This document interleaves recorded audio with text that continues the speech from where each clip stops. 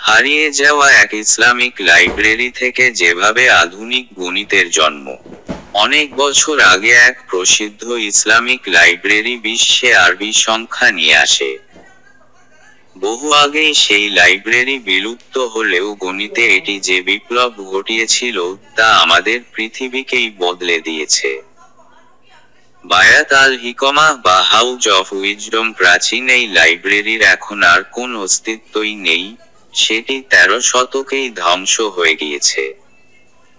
তাই শুধু কল্পনা করা ছাড়া আমাদের এখন আর নিশ্চিত হওয়ার কোন উপায় নেই যে এটার অবস্থান ঠিক কোথায় ছিল এবং এটি দেখতে কেমন ছিল।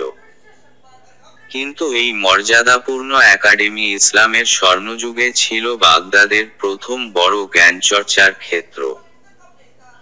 একই সাথে এটিকে বলা হয় আধুনিক আরবি সংখ্যার জন্মভূমি, আর শূন্য দিয়ে যে সংখ্যার রূপান্তর ঘটানো যায় সেটাও ছড়িয়ে দিতে সাহায্য করে এই লাইব্রেরি।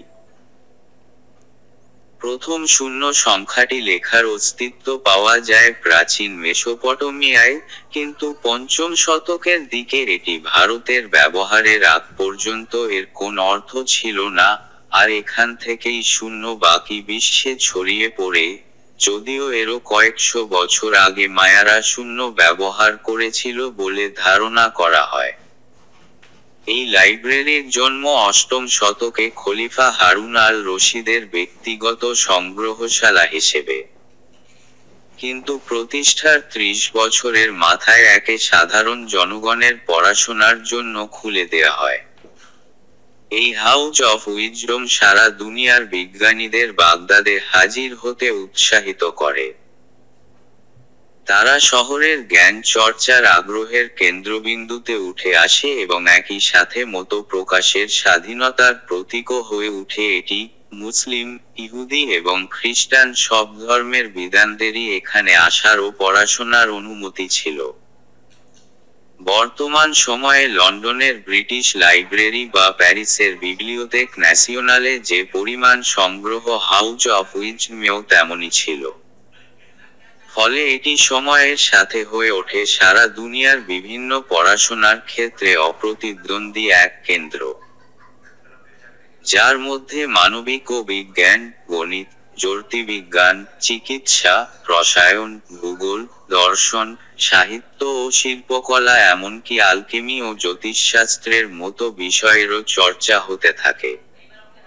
এই মহান ও বিশাল স্মৃতিচিহ্নকে বুঝতে আসলে কল্পনার চেয়েও বেশি কিছু থাকতে হবে। কিন্তু একটা জিনিস পরিষ্কার যে এই একাডেমি থেকে এমন এক সাংস্কৃতিক বিপ্লব আসে যা সারা দুনিয়ার গণিতের ধারাই বদলে দেয়। হাউজ অফ উইজডম 1258 সালে ধ্বংস করা হয় যখন মঙ্গোলীয়রা বাগদাদ দখল করে। কথিত আছে যে এত পরিমাণ পাণ্ডুলিপি টাইগ্রিস নদীতে ছুঁড়ে ফেলা হয় যে এর পানি কালো হয়ে যায়। কিন্তু তার আগেই এখান থেকে যে আবিষ্কারগুলো হয়েছিল তা এক শক্তিশালী ও বিমূর্ত গণিতের ভাষার সাথে পরিচয় ঘটায় যা পরবর্তীতে ইসলামিক বিশ্ব, ইউরোপ এবং একসময় সারা দুনিয়া অনুসরণ করে।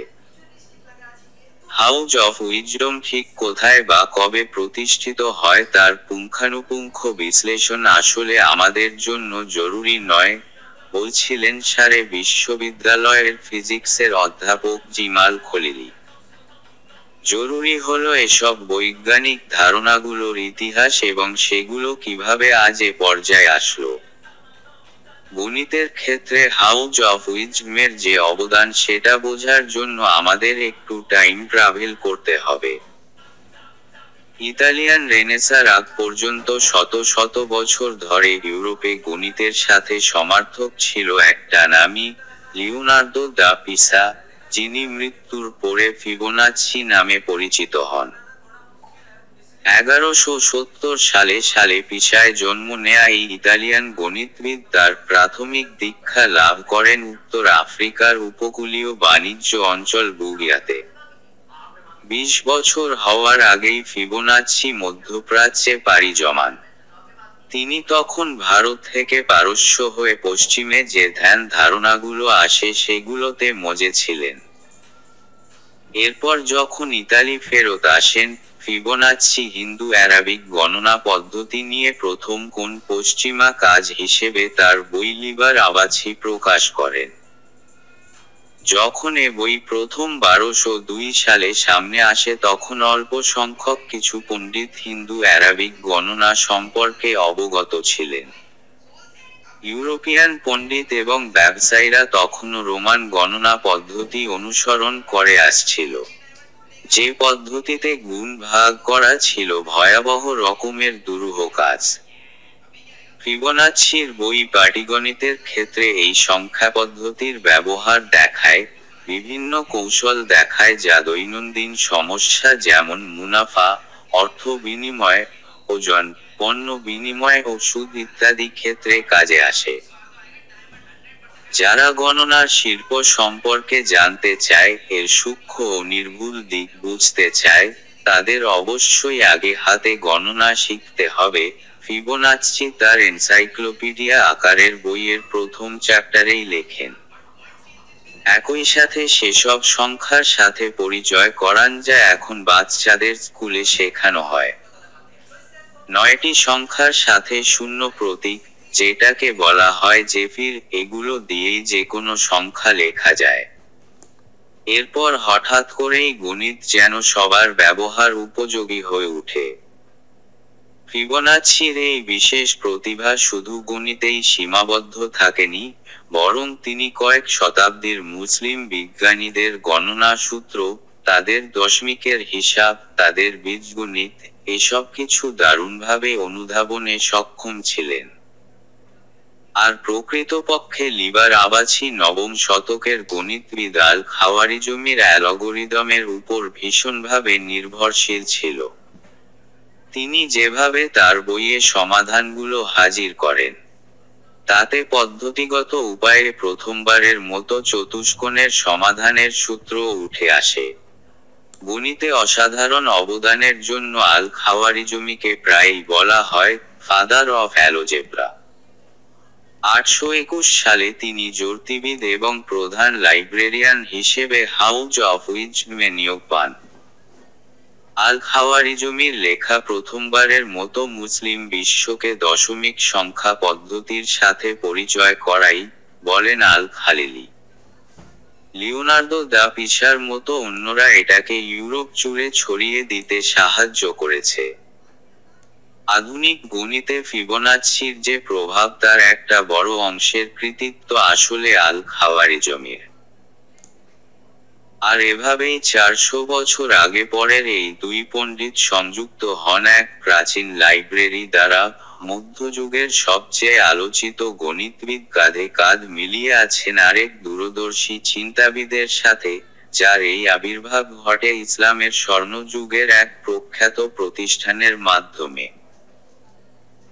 তবে সম্ভবত হাউজ অফ উইজডম সম্পর্কে খুব জানা যায় বলেই মাঝে মধ্যে ইতিহাসবিদরা এর উদ্দেশ্য ও সম্ভাবনা সম্পর্কে একটু বাড়িয়ে বলেন, যা অনেক সময় এটাকে একটা পৌরাণিক চেহারা দেয় যা ইতিহাস ঘেঁটে যতটুকু পাওয়া যায় তার সাথে মেলে না। অনেকে তর্ক করেন যে হাউজ অফ উইজডমকে অনেকে যেভাবে দেখে থাকে এটা আসলে অত মহান কিছু নয়, বলছিলেন আল-খলিলি।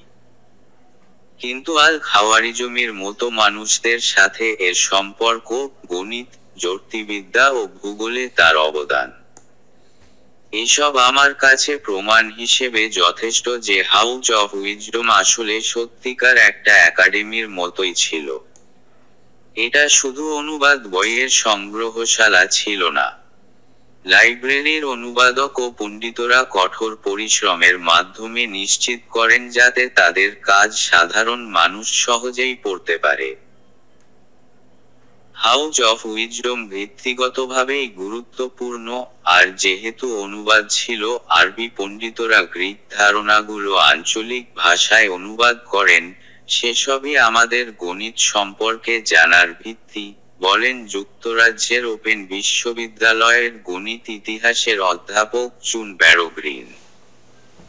রাজকীয় এই লাইব্রেরি একদিকে যেমন সংখ্যাতত্ত্ব সম্পর্কে জানার সুযোগ করে দেয়, তেমনি অন্যদিকে বৈজ্ঞানিক উদ্ভাবনেরও ক্ষেত্র হয়ে ওঠে এটি।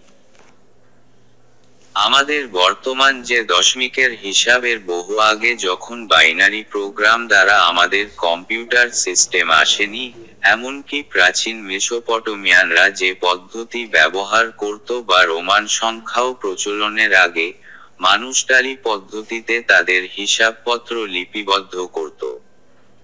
এসবই হয়তো এখন আমাদের কাছে খুব প্রাচীন বা সনাতন মনে হতে পারে। কিন্তু এই সংখ্যার নানান রকম প্রকাশ আসলে আমাদের কাঠামো সম্পর্কে গুরুত্বপূর্ণ শিক্ষা দেয়। সম্পর্ক এবং ইতিহাস ও সংস্কৃতি কোথা থেকে এসেছে সে ব্যাপারেও ধারণা দেয়। একই সাথে এ থেকে মান ও বিমূর্ততার ধারণা পোক্ত হয়, আমাদের বুঝতে সাহায্য করে যে সংখ্যা কিভাবে কাজ করে। ব্যারো গ্রিন বলেন এটি দেখা যে পশ্চিমা পদ্ধতি একমাত্র পদ্ধতি নয়। বিভিন্ন এই সংখ্যা পদ্ধতি বোঝাটার সত্যিকারের গুরুত্ব আছে। যদি প্রাচীন কোন বণিক দুটি ভেড়া লিখতে চাইতেন, তাহলে তাকে আসলে দুটি ভেড়াইকে দেখাতে হতো। কিন্তু 20টি ভেড়ার ক্ষেত্রে সেটা আসলে অসম্ভব। কিন্তু এ দুটিরই দরকার আছে। প্রতীক মানের পথ ধরে আসা রোমান সংখ্যা আল খাওয়ারিজমের সংখ্যা পদ্ধতি চালুর পরও টিকে যায়। এটি সংখ্যার অবস্থানের উপর নির্ভর করে পরিমাণ বোঝাতো। তারা যেখান থেকে এসেছে সেই রোমান সাম্রাজ্য পতনের পরও রোমান হরফ টিকে যায়, সেটা কি দুর্ঘটনাবশত তার আবেগের বশে বা প্রয়োজনেই, তা এখন নিশ্চিত করে কেউই বলতে পারে না। সূত্র: বিবিসি বাংলা।